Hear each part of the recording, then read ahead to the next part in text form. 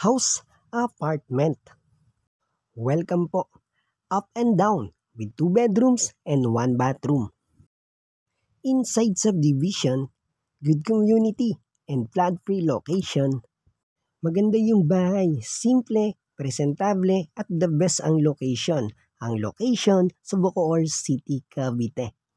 Yes po, house apartment, up and down with 2 bedrooms and 1 bathroom. Ang location sa Bacoor City, Cavite. May sariling metro ng kuryente at tubig. Yes po, and nearby highway. May malapit na school and market. Malapit po sa lahat. Hello everyone, at kung nakikita ninyo itong video, sana makatulong itong content na gusto kong i-share sa inyong lahat. House apartment sa Bacoor City, Cavite.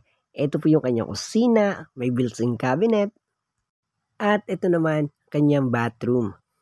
And yes po, house apartment, up and down with 2 bedrooms and 1 bathroom, location sa Bacoor City, Cavite.